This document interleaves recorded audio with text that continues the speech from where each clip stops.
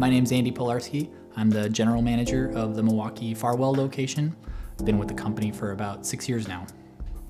My work, my job, and my artistic process are very connected in that my teaching is connected to my making, and I get to teach every day at work. I'm very mixed media based, so everything I do starts off with probably F&W inks as just a sort of a base. From there I go into either dip pens with ink at the end of it, or I've been experimenting with the new Derwent pens.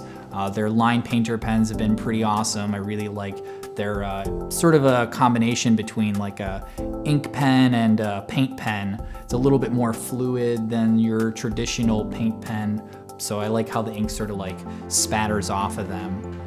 It's very satisfying. So chance and experimentation are sort of the linchpin of my drawings.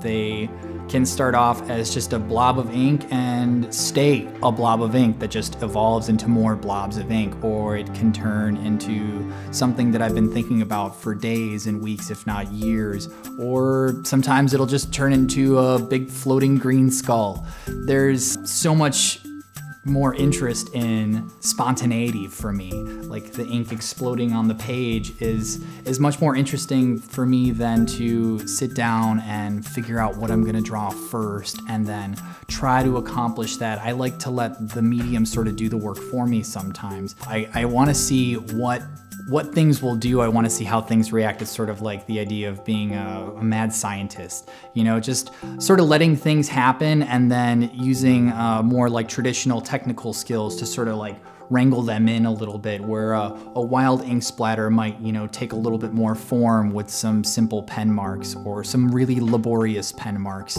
I find that it's really important to have a balance in my work, you know, exploding lines that are very random and energetic combined with very calculated, very time-consuming hatch marks as well. And I feel like those two things sort of homogenize into a final piece.